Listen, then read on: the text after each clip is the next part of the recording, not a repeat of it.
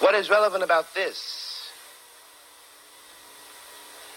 is that whereas 40 years ago when I was born, the question of having to deal with what is unspoken by the subjugated, what is never said to the master, of ever having to deal with this reality was a very remote possibility. It was in no one's mind. When I was growing up, I was taught in American history books that Africa had no history, and neither did I. That I was a savage, about whom the less said the better, who had been saved by Europe and brought to America. And of course, I believed it. I didn't have much choice. Those are the only books there were. Everyone else seemed to agree. If you walk out of Harlem, ride out of Harlem, downtown, the world agrees. What you see is much bigger, cleaner, whiter, richer, safer than where you are. They collect the garbage. People obviously can pay their life insurance. The children look happy, safe. You're not. And you go back home. And it would seem then, of course, that it's an act of God, that this is true, that you belong where white people have put you. It is only since the Second World War that there's been a counter-image in the world. And that image not come about through any legislation on the part of any American government, but through the fact that Africa was suddenly on the stage of the world, and the Africans had to be dealt with in a way that had never been dealt with before. This gave an American Negro for the first time a sense of himself beyond a savage or a clown.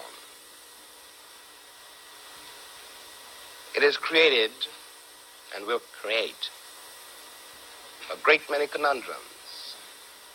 One of the great things that the white world does not know, but I think I do know, is that black people are just like everybody else. One has used the myth of Negro and the myth of color to pretend and to assume that you are dealing essentially with something exotic, bizarre, and practically, according to human laws, unknown. Alas, that is not true. We are also mercenaries, dictators, murderers, liars. We are human too. What is crucial here is that unless we can manage to establish some kind of dialogue between those people whom I pretend have paid for the American dream and those other people who have not achieved it, we will be in terrible trouble.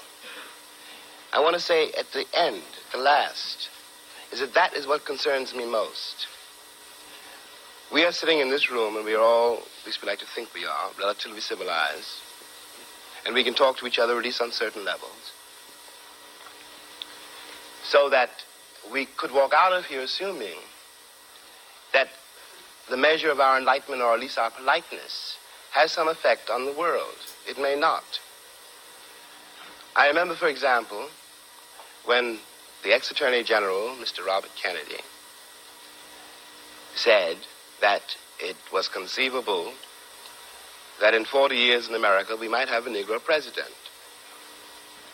And that sounded like a very emancipated statement, I suppose, to white people. They were not in Harlem when this statement was first heard, and did not hear, and possibly will never hear, the laughter and the bitterness and the scorn with which the statement was greeted. From the point of view of the man in the Harlem barbershop, Bobby Kennedy only got here yesterday. And now he's already on his way to the presidency.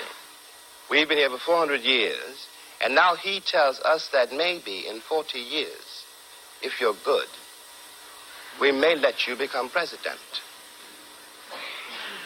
What is dangerous here is the turning away from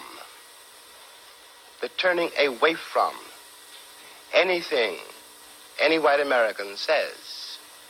The reason for the political hesitation, in spite of the Johnson landslide, is that one has been betrayed by American politicians for so long. And I am a grown man, and perhaps I can be reasoned with. I certainly hope I can be. But I don't know, and neither does Martin Luther King, none of us know how to deal with those other people whom the white world has so long ignored, who don't believe anything the white world says and don't entirely believe anything I or Martin say. And one can't blame them. You watch what has happened to them in less than 20 years. It seems to me that the city of New York, for example, this is my last point, which has had Negroes in it for a very long time. If the city of New York were able, as it has indeed been able, in the last 15 years to reconstruct itself, tear down buildings and raise great new ones, downtown and for money, and has done nothing whatever except build housing projects in the ghetto for the Negroes. And of course the Negroes hate it. Presently the property does indeed deteriorate because the children cannot bear it. They want to get out of the ghetto. If the American pretensions were based on more solid,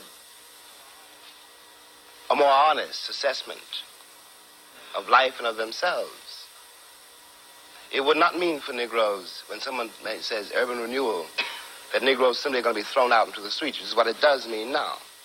This is not an act of God. We're dealing with a society made and ruled by men. If the American Negro had not been present in America, I am convinced that the history of the American labor movement would be much more edifying than it is. It is a terrible thing for an entire people to surrender to the notion that 1/9 of its population is beneath them. And until that moment, until the moment comes when we, the Americans, we, the American people, are able to accept the fact that I have to accept, for example, that my ancestors are both white and black, that on that continent we are trying to forge a new identity for which we need each other, and that I am not a ward of America. I am not an object of missionary charity. I am one of the people who built the country. Until this moment, there is scarcely any hope for the American dream, because the people who are denied participation in it, by their very presence, will wreck it. And if that happens, it's a very grave moment for the West. Thank you.